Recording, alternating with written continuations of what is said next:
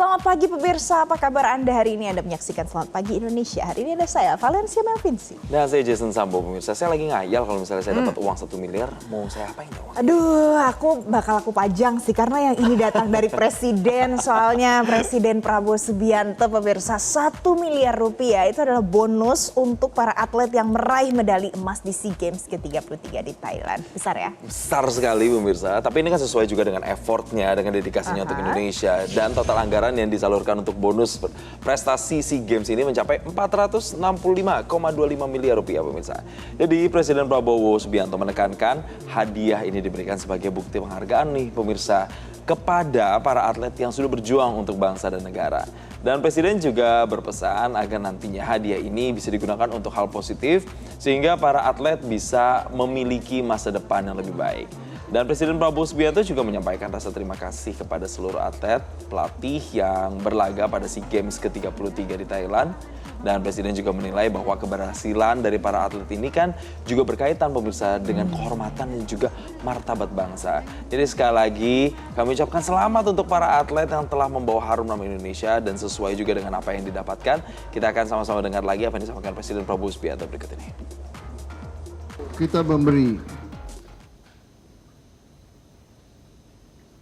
penghargaan berupa uang. Maksudnya itu adalah justru untuk menjadi tabunganmu dalam masa-masa yang akan datang. Bukan hanya kita seolah-olah membayar upah, tidak. Ini adalah penghargaan karena untuk mencapai tingkat seperti saudara, saudara korbankan waktumu, saudara korbankan tenagamu, saudara korbankan mungkin hal-hal yang saudara bisa hidup dengan enak, santai, tapi saudara latihan, saudara berjuang.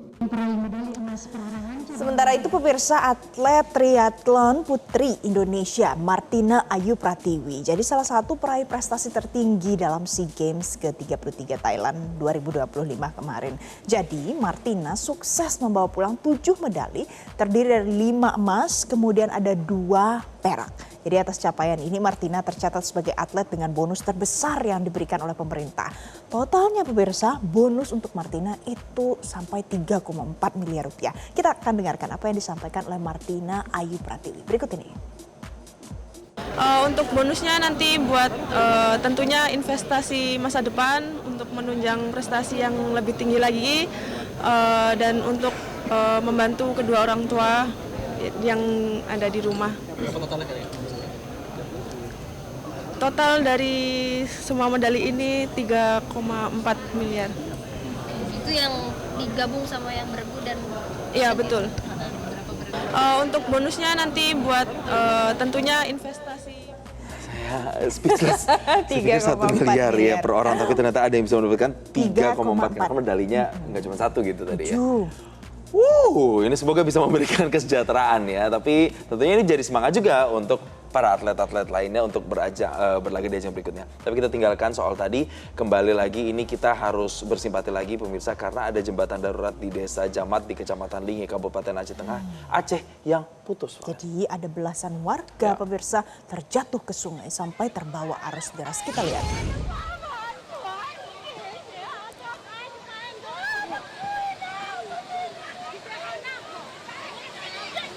Jadi ini pemirsa adalah situasi kepanikan terdengar dari layar kaca Anda karena jembatan darurat di Desa Jamat di Kecamatan Linge, Kabupaten Aceh Tengah yang jadi satu-satunya akses warga di sana itu putus. Akibatnya ada belasan warga yang pada saat sedang melintas di atas jembatan itu, yang memang jembatan ini dibangun swadaya dari warga, jatuh ke sungai. Kemudian kita lihat arus sungai ini deras pemirsa sampai banyak orang yang ikut terseret dari arus deras sungai ini. Tapi tidak ada korban jiwa dalam peristiwa ini karena warga lain dengan sigap langsung membantu mengevakuasi warga yang terjatuh di sana. Ini kita harapkan benar-benar jadi evaluasi lagi ya, karena kan kemarin waktu retret Presiden dan juga sejumlah menteri juga membahas nih Valen, sejumlah pembangunan jembatan di sejumlah wilayah di Indonesia yang akan terus dikebut di tahun 2026. Semoga salah satunya di wilayah ini juga ya. Betul.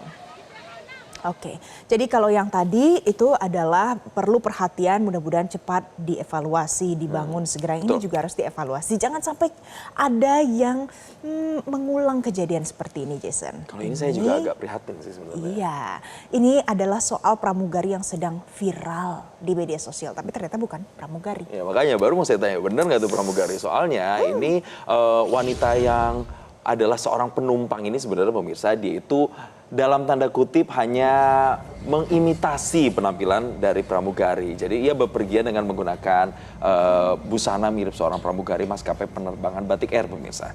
Ini viral karena wanita ini juga berinisial KN yang berangkat dari Bandara Sultan Mahmud Badarudin II Palembang menuju Bandara Soekarno-Hatta Jakarta dengan menggunakan maskapai Batik Air. Tapi di dalam kabin pesawat, para kru dan pramugari ini curiga dengan wanita ini karena tidak mengenali KN, sehingga ia diinterogasi selama perjalanan menuju ke Jakarta. Tapi sampai di Jakarta, di Bandara Soekarno-Hatta, wanita asal Palembang ini kemudian diserahkan ke Satreskrim Polresta Bandara Soekarno-Hatta. Dan dari hasil pemeriksaan sementara, KN ini sudah mendaftar sebenarnya jadi pramugari tapi ketipu pemirsa. Dan polisi mengatakan bahwa KN ini sebenarnya terobsesi ingin jadi pramugari tapi gagal sayangnya pemirsa.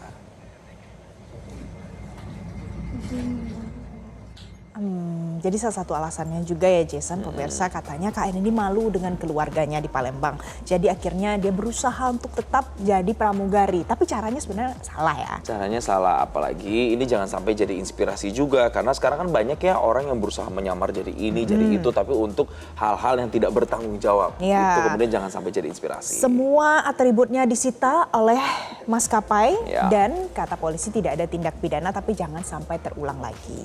Nah, kita Betul. tinggalkan yang tadi karena yang satu ini juga bikin heboh pemirsa. Jadi ada warga di Kota Tidore di Kepulauan Maluku Utara yang heboh karena ada bangkai seekor paus terdampar di pesisir pantai. Kita lihat.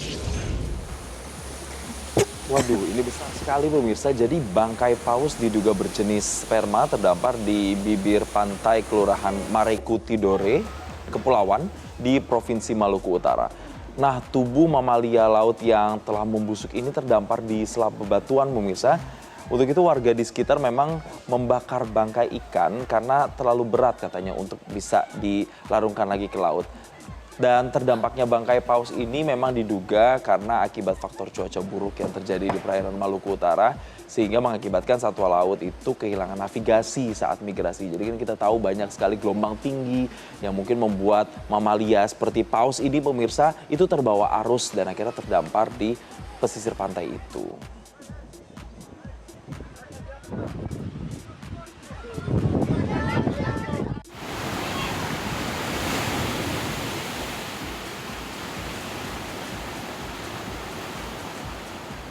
Waduh, pausnya dibakar ya oleh warga. Tapi kalau yang ini membuat banyak negara-negara yang terbakar, marah, emosi. Egonya ya.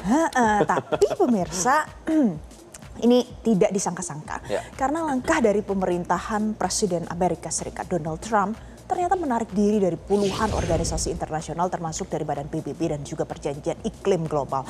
Setelah beberapa kebijakan, setelah beberapa movement yang membuat banyak sekali negara kemudian menyampaikan pernyataan-pernyataan kontroversi terkait Donald Trump. Jadi Trump menandatangani perintah eksekutif untuk menghentikan dukungan terhadap 66 organisasi, badan dan juga komisi internasional.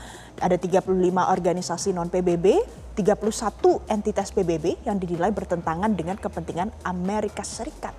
Iya, kalau kita melihat memang sebagian besar organisasi yang terdampak ini berada di bawah naungan PBB, terutama pemirsa di bidang iklim misalnya, kemudian ada di bidang ketenaga kerjaan, serta isu-isu lain yang oleh pemerintahan Trump ini dinilai sebagai bagian dari agenda keberagaman dan inisiatif woke gitu. Dan lembaga-lembaga itu dinilai katanya tumpang tindih, salah kelola atau telah dikuasai oleh kepentingan tertentu. Dan keputusan ini menegaskan arah kebijakan Trump yang menarik Amerika Serikat dari forum-forum kerjasama internasional di tengah langkah-langkah agresif Washington di panggung global. Termasuk yang paling baru adalah penculikan pemimpin Venezuela, Nicolas Maduro, serta sinyal untuk mencaplok Greenland, pemirsa. Jadi kita juga nanti akan bahas nih, apa sebenarnya agenda yang ingin disampaikan atau dilakukan Trump ya dengan sejumlah hal yang dilakukan terhadap dunia internasional. Jelajahi cara baru mendapatkan informasi. Download Metro TV Extend sekarang.